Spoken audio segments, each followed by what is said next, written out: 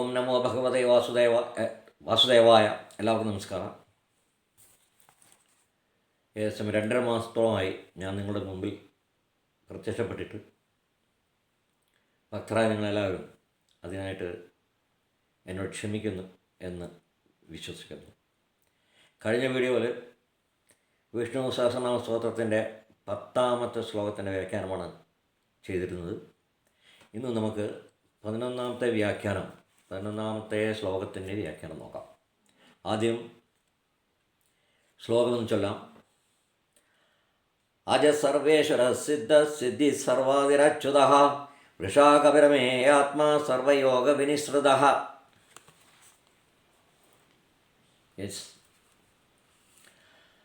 അജഗ അജ അജഹ അജ എന്ന് പറഞ്ഞാൽ ആട് എന്നൊരു അർത്ഥമുണ്ട്. അജ എന്ന് പറഞ്ഞെങ്കിൽ മഹാവിഷ്ണു അജനാണ് എന്ന് പറഞ്ഞെങ്കിൽ ജനനമില്ലാത്തവൻ എന്നർത്ഥമുണ്ട്. പക്ഷേ ഇവിടെ ആ അർത്ഥത്തിലല്ല ഉപയോഗിച്ചിരിക്കുന്നത്. ഇത് ഈ വിഷ്ണു സഹസ്രനാമ സ്തോത്രത്തിൽ ഒരേ വേർഡ് തന്നെ പല തവണ ആവർത്തിച്ചിട്ടുണ്ട്. അതിനെല്ലാം സാന്ദർഭികമായിട്ട് ഒരേ അർത്ഥമല്ല കൽപ്പിച്ചിട്ടുള്ളത്. ഇവിടെ അതിൻ്റെ അർത്ഥമെന്ന് പറയുന്നത് അജഹ എന്ന് പറഞ്ഞിട്ടുണ്ടെങ്കിൽ ഭക്താനാം സ്വപ്രാപ്തി പരിപന്തി സർവം സ്വയമേവ ക്ഷിപതി എന്നാണ് ഇതിൻ്റെ അർത്ഥം. അതായത് ഭക്താനാം സ്വപ്രാപ്തിക്ക് എന്ന് വെച്ചാൽ ഭഗവാനെ പ്രാപിക്കുക എന്നുള്ളത് ഭക്തന്മാരുടെ ലക്ഷ്യമായിട്ടുള്ള ഭഗവത് പ്രാപ്തി എന്ന് പറയുന്നതിന് അതിനുള്ള തടസ്സങ്ങളെ പരിപന്തി എന്ന തടസ്സങ്ങൾ, അതിനെ സർവം എല്ലാത്തിനെയും ഭഗവാൻ എന്തു ചെയ്യുന്നു? സ്വയമേവ ക്ഷിപതി. ഭഗവാൻ സ്വയം തന്നെ അതിനെ ക്ഷിപതി ഇല്ലാതാക്കുന്നു എന്നുള്ള അർത്ഥമാണ്. ഇപ്പോൾ ഭക്തന്മാർ ഈശ്വരനെ അഥവാ ഈശ്വര സാക്ഷാത്കാരം ചെയ്യുന്നതിനായിട്ട് യത്നിക്കുന്ന അവസരത്തിൽ ഉണ്ടാകാവുന്ന തടസ്സങ്ങളെ ഉന്മൂലനം ചെയ്യുന്നവനാണ് ആര്? അജഹ എന്ന അർത്ഥം കൊണ്ട് വിവക്ഷിക്കപ്പെട്ടിരിക്കുന്നത്. അപ്പോൾ ഭക്തന്മാരുടെ ഈശ്വരപ്രാപ്തി എന്നുള്ള പാതയിൽ, അതായത് ഭക്താനാം സ്വപ്രാപ്തി തന്നെ പ്രാപിക്കുന്നതിൽ നിന്നും പരിപന്തി തടസ്സങ്ങളെ ഭഗവാൻ സ്വയമേവ ക്ഷിപതി. ഭഗവാൻ തന്നെ ആ തടസ്സങ്ങളെ മാറ്റിക്കൊടുക്കുന്നു. അപ്പോൾ ആരാണോ ഈ തടസ്സങ്ങളെ മാറ്റിക്കൊടുക്കുന്നത്? തന്നെ പ്രാപിക്കുന്നതിൽ നിന്നും ഭക്തന്മാരുടെ തടസ്സങ്ങളെ മാറ്റിക്കൊടുക്കുന്നത് അവനാണ് ആര്? അജഹ എന്ന നാമധേയത്താൽ അറിയപ്പെടുന്ന. അപ്പോൾ അജഹ എന്നുള്ള എൻ്റെ മീനിങ്, അർത്ഥം അതാണ് ഇവിടെ. അജഹ സർവേശ്വര. സാധാരണ ഗതിക്ക് പറയുന്നത് സർവരുടെയും ഈശ്വരന് അധിപതിയായിട്ടുള്ളവൻ, പ്രഭുവായിട്ടുള്ളവനെയാണ് സർവേശ്വര എന്ന് പറയുന്നത്, കോമൺ ആയിട്ടുള്ള. പക്ഷേ ഇവിടെ അതല്ല അർത്ഥം. ഇവിടെയുള്ളത് ശരണാഗതാനാം സർവഭക്താനാം വിളംബനം വൈക്ലഭ്യം കഷ്ടം ച പരിഹർത്തും ആശു താൻ അശ്നുതേ. ഇവിടെ ശരണാഗതാനാം ഭക്തനം, ശരണാഗതരായിരിക്കുന്ന ഭഗവാനെ ശരണം പ്രാപിച്ചിരിക്കുന്ന ഭക്തന്മാർ, ആ ഭക്തന്മാർക്കുണ്ടാകുന്ന കഷ്ടങ്ങൾ, അതുപോലെ ദൗർബല്യങ്ങളൊക്കെ തന്നെ ഭഗവാനെ പ്രാപിക്കുന്നതിന് സാക്ഷാത്കരിക്കുന്ന തടസ്സങ്ങളാണ്. അപ്പോൾ ഒരുപാട് കഷ്ടങ്ങളുണ്ട്, ഒരുപാട് തടസ്സങ്ങളുണ്ട്. അപ്പോൾ ഈ കഷ്ടങ്ങളെയെല്ലാം തന്നെ പരിഹരിക്കുന്നതിനായിട്ട് പരിഹർത്തും ഭഗവാൻ ഉടൻ തന്നെ, അതായത് ഭക്തന്മാർക്ക് ഇങ്ങനെയുള്ള ദൗർബല്യങ്ങൾ അതുപോലെ തന്നെ കഷ്ടങ്ങളും ഉണ്ടാവുന്ന അവസരത്തിൽ വിളംബം വിന താമസിയാതെ തന്നെ പെട്ടെന്ന് തന്നെ താൻ ഈ ഭക്തന്മാരെ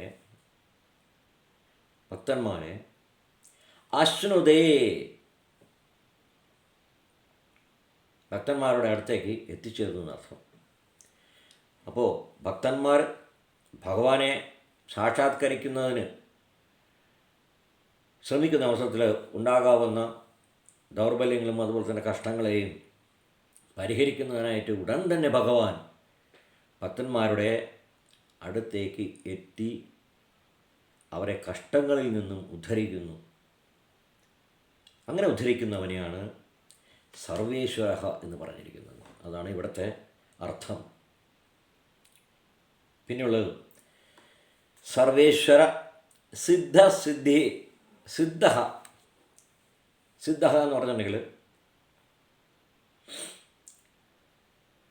ഭക്തിയ പരിപൂർണ സമർപ്പണാത് യഹ പ്രാപ്യതേ സഹ സിദ്ധ.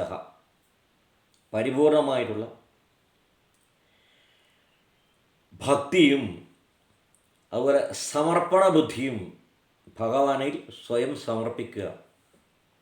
ഇപ്രകാരം ആരെ പ്രാപിക്കാൻ കഴിയുമോ അവനാണ് ആര്? സിദ്ധ എന്നതുകൊണ്ട് ഉദ്ദേശിക്കപ്പെട്ടിരിക്കുന്നത്. നമ്മൾ സിദ്ധൻ എന്ന് പറഞ്ഞിട്ടുണ്ടെങ്കിൽ സിദ്ധി നേടിയ എന്ന അർത്ഥത്തിലാണ് പറയാറുള്ളത്, സിദ്ധന്മാർ. ഇവിടെ സിദ്ധ എന്ന് പറഞ്ഞിട്ടുണ്ടെങ്കിൽ പരിപൂർണമായിട്ടുള്ള സമർപ്പണവും ഭഗവാനിൽ സമർപ്പിക്കുക, പിന്നെ പരിപൂർണമായിട്ടുള്ള ഭക്തിയും കൊണ്ട് നേടാൻ കഴിയുന്നവനാരോ അവൻ സിദ്ധ. അതാണ് ഇവിടുത്തെ അർത്ഥം. പിന്നെ സിദ്ധിഹി എന്ന് പറഞ്ഞിട്ടുണ്ടെങ്കിൽ ഉപായേന യഹ സാധ്യത. ഉപായങ്ങൾ, ഇപ്പോൾ യോഗ ഒരു ഉപായമാണ്. ഇവിടെ ഉപായം എന്നുകൊണ്ട് ഉദ്ദേശിക്കുന്നത് ഭഗവാനെ പ്രാപിക്കുന്ന ഉപായങ്ങൾ, മീൻസ് വഴികൾ എന്തൊക്കെയാണ്? ഒന്ന് ആത്മാർത്ഥമായിട്ടുള്ള ഭക്തി, പിന്നെ സമർപ്പണം, പിന്നെ പൂജാതി കാര്യങ്ങൾ, പിന്നെയുള്ളത് ഭഗവാന്റെ നാമ ഉച്ചാരണം. അപ്പോൾ ഭഗവതക നാമോച്ചാരണേന ഭഗവാൻ പ്രാപ്യത, അതൊരു ഉപായമാണ്. അപ്പോൾ ഭഗവാന്റെ നാമത്തെ ഉരുവിട്ടുകൊണ്ടും ഭക്തി കൊണ്ടും പരിപൂർണമായിട്ട് ഭഗവാനെ അർപ്പിച്ചുകൊണ്ടും സമർപ്പണം ചെയ്തുകൊണ്ടും ആരെ നമുക്ക് പ്രാപിക്കാമോ അവനാണ് സിദ്ധിഹി എന്ന് പറഞ്ഞിരിക്കുന്നത്. അപ്പോൾ ഇവിടെ സിദ്ധിഹി, ഭഗവാൻ സിദ്ധ, അതുപോലെ തന്നെ സിദ്ധിഹി, ഉപായങ്ങൾ ഉപയോഗിച്ച്, അഥവാ ഉപായങ്ങൾ എന്ന് പറഞ്ഞിട്ടുണ്ടെങ്കിൽ ദ മീൻസ് ഫോർ അറ്റൈൻമെൻറ്റ് ഏതൊക്കെയാണത്? ഭക്തിയോടുകൂടിയുള്ള സമർപ്പണവും ഈശ്വരൻ്റെ നാമജപവും അതുപോലെ പൂജാതി കർമ്മങ്ങളും കൊണ്ട് ഭഗവാനെ നമുക്ക് പ്രാപിക്കാം. അങ്ങനെ പ്രാപിക്കാൻ കഴിയുന്നവൻ ആരാണോ അവനാണ് സിദ്ധിഹി എന്ന് പേരാൽ അറിയപ്പെടുന്നത്. ഇത് ഉച്ചയത. പിന്നെ സർവാദിരച്യുത. സർവാദി എന്ന് വെച്ചാൽ എല്ലാം എന്നുള്ള അർത്ഥം സർവാദിക്ക്. ഇവിടെ ഏതാണെന്ന് വെച്ചിട്ടുണ്ടെങ്കിൽ സർവേഷാം പുരുഷാർത്ഥാനാം മൂലം സഹയേവ. സർവത്തിൻ്റെയും സർവപുരുഷാർത്ഥങ്ങളുടെയും ധർമ്മ അർത്ഥ കാമമോക്ഷം, നാലമാണ് പുരുഷാർത്ഥങ്ങൾ. ധർമ്മം, അർത്ഥം, കാമം, മോക്ഷം. ഇതിനെക്കുറിച്ച് ഇതിനു മുമ്പ് പറഞ്ഞിട്ടുണ്ട്. ഈ ധർമാർത്ഥ കാമമോക്ഷങ്ങൾ, ധർമ്മം, അർത്ഥം, കാമം, അത് ഈ ഇഹലോകത്തിലും മോക്ഷം എന്നത് പരലോകത്തിലും സംബന്ധിച്ചത്, അഥവാ ഈശ്വര സാക്ഷാത്കാരവുമാണ്. അപ്പോൾ ഇഹലോകത്തിലുള്ള ആഗ്രഹങ്ങളും അതുപോലെ തന്നെ പരലോകത്തിലുള്ള എന്ന് പറഞ്ഞെങ്കിൽ ആധ്യാത്മികമായ തലത്തിലുള്ള ആഗ്രഹങ്ങളും അതിന് ഹേതുവായിട്ടുള്ളവനും പിന്നെ അതിനെ നേടിയെടുക്കാൻ ഉള്ള റൂട്ടായിട്ടുള്ളവനും അടിസ്ഥാനമായിട്ടുള്ളവനും സോഴ്സ് ആയിട്ടുള്ളവനും ആയവനാണ് ആര്? ഭഗവാൻ വിഷ്ണു. അതാണ് സർവാദിരച്യുത, സർവാദിഹി അച്യുത. ഈ സർവ പുരുഷാർത്ഥങ്ങളുടെയും അതിൻ്റെ കാരണമായിട്ടുള്ളതും ഈ പുരുഷാർത്ഥങ്ങൾക്ക് കാരണമായിട്ടുള്ളതും അതുപോലെ തന്നെ അത് നേടുന്നതിനുള്ള സോഴ്സായിട്ടുള്ളതും അതിനുള്ള സംവിധാനങ്ങളായിട്ടുള്ളവനും ഉള്ളവൻ ആരാണോ അവനാണ് ആര്? സർവാധിഹി എന്ന് പറയുന്നത്. സോ ഭഗവാൻ സർവാധിഹിയാണ്. ഈ 4 പുരുഷാർത്ഥങ്ങൾക്കും കാരണമായിട്ടുള്ളതും അത് സാക്ഷാത്കരിക്കുന്നതിന് അതിനെ അടയുന്നതിനായിട്ട് ഉള്ള ഹേതുവായിട്ടുള്ളവനും അതിനുള്ള സോഴ്സായിട്ടുള്ളവനും അതിനുള്ള സാമഗ്രികളായിട്ടുള്ളവനും എല്ലാം ഈ ഭഗവാൻ തന്നെയാണ്. അതാണ് സർവാധിഹി എന്ന് പറയുന്നത്.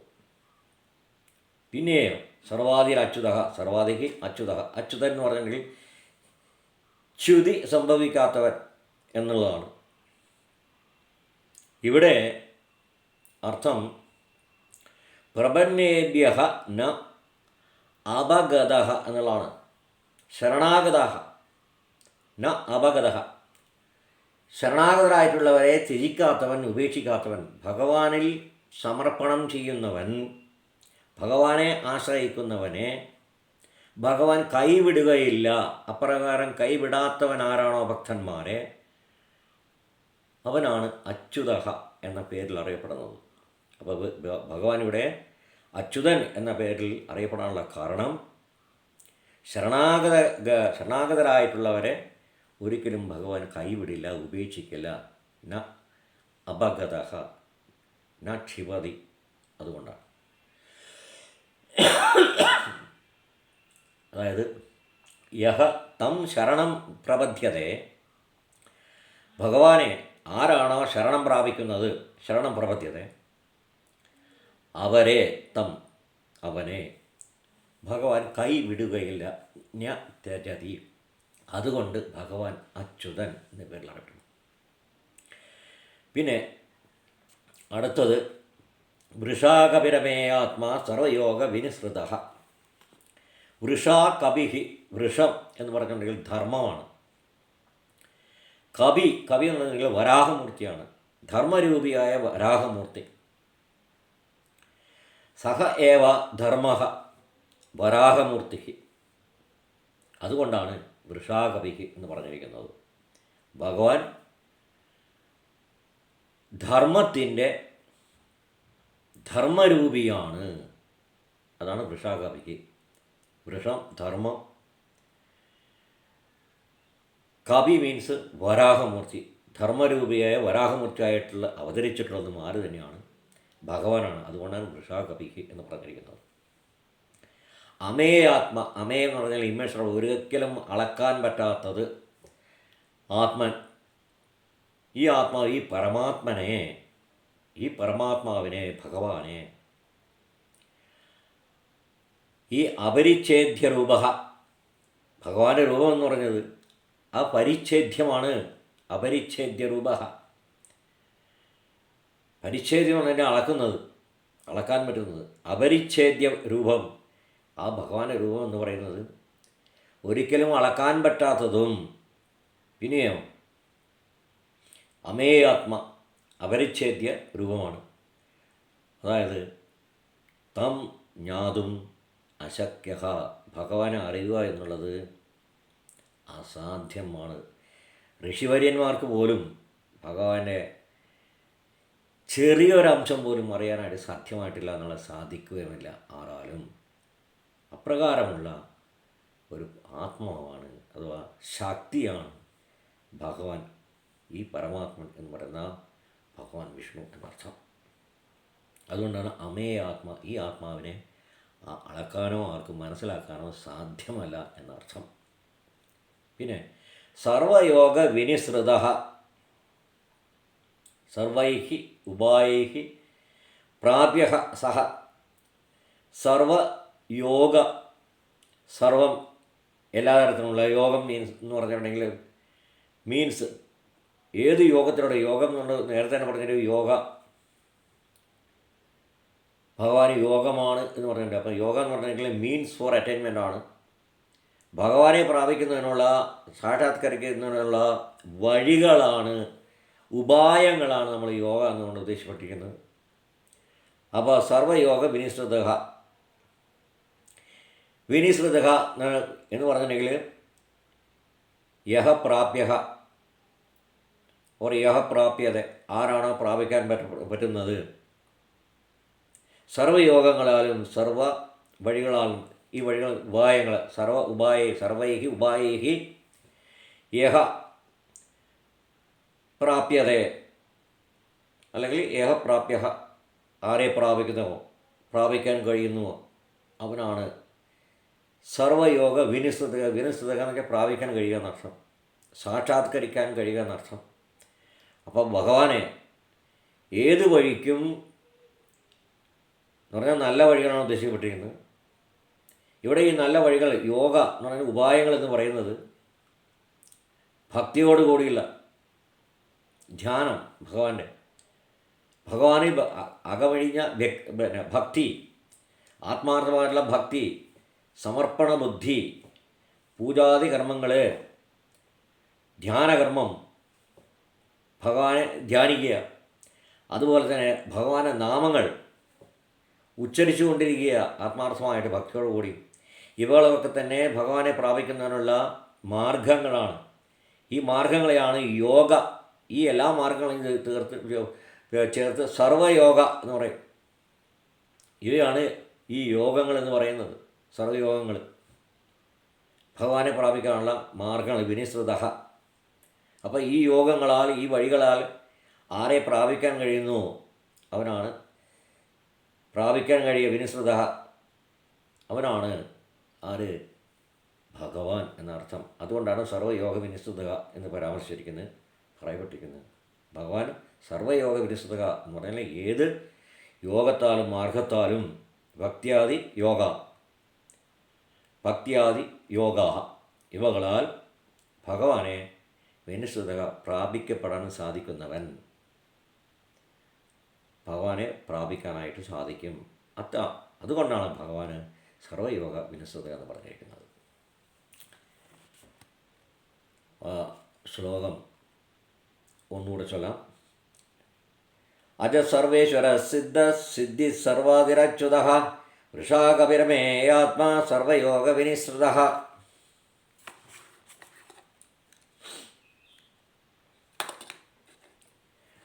അടുത്ത വീഡിയോയിൽ 12ാമത്തെ ശ്ലോകത്തിന് വ്യാഖ്യാനമായിട്ട് നമുക്ക് വീണ്ടും കാണാം. അതുവരെ ഓം നമോ ഭഗവതേ വാസുദേവായ.